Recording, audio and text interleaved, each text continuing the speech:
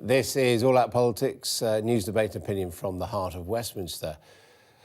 Well, as you may have seen, Sky News has obtained a so-called deflection script which confirms that staff at the Department for Work and Pensions were officially told to refer all universal credit complainants online rather than address their concerns personally. The DWP was recently criticised for its policy decision only to accept applications for universal credit via the internet. Well, joining me now is Deven Ghelani. He is often described as one of the architects of universal credit and has worked on it since its inception. He's the founder of Policy and Practice, which aims to help people towards financial independence. Welcome to you indeed. Hello. First of all, do you accept that title of architect of universal credit? I was definitely part of the team that put the original idea and concept together.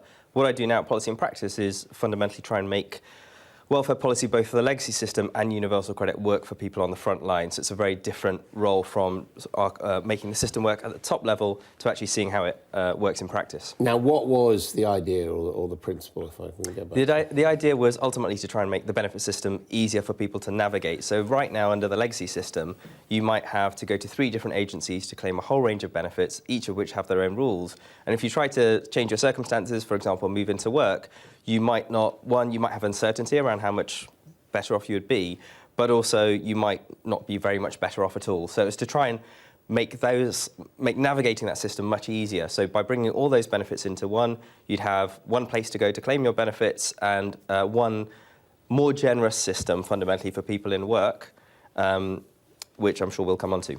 Now, what's gone wrong? Because I don't think you dispute that the implementation of the programme does appear to have increased hardship. Yes, I think a couple of things have gone wrong. Fundamentally, trying to reform the system while also taking billions and billions of pounds out of the benefit system at the same time. If you're trying to reform anything, make any kind of change, you kind of need to allow for some bandwidth to allow people to adapt to that change. So that wasn't implicit in your plan that the government would also make a saving, because that's what the government decided it was going to do with this implementation? Yeah, absolutely not. So when I originally worked on universal credit, it was more generous than the legacy system it replaced. What happened was when Ian Duncan-Smith went into government and put universal credit on the table, it was originally made about as generous, and then over time more and more got chipped away at it.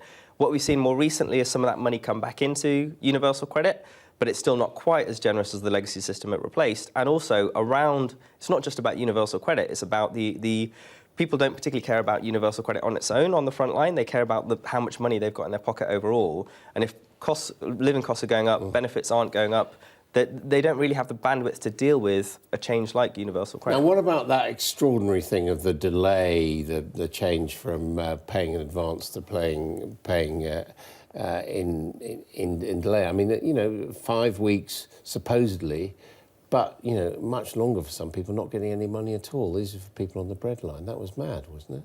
It was mad. I mean, there's not much else to say about that. What's interesting is people know and are aware of some of these challenges and issues right up front.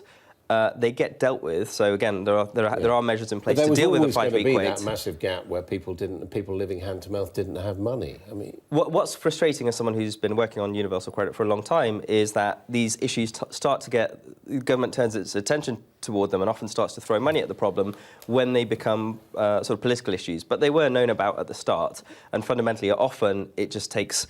They're decisions that again. They're always going to go back on. You were saying, look, Minister, this is a mistake to do it like this, and they were saying, well, we're going to do it anyway. Yeah, I mean, fundamentally, the 5-week wait is just a cash flow.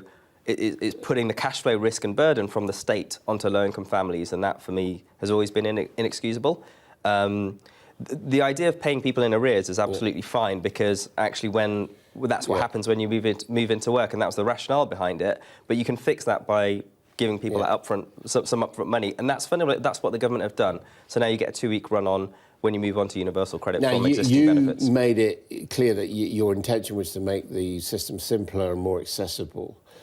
Is there any place in that for what we've seen there of unofficial deflection scripts, not dealing with people on the phone, but sending them online? I think with or without universal credit, the world is going toward a place where you've got more people doing things online. So those people who can often prefer to do things online, and that's just the way of the world. So on its own, getting people to do things online is not a bad thing. But this is the class issue, of people who probably have the least access to the internet of anybody in society. So Policy and Practice actually has one of the things we do now is we have a benefit calculator that people can use. So if you can use it online to understand to help you navigate the benefit system.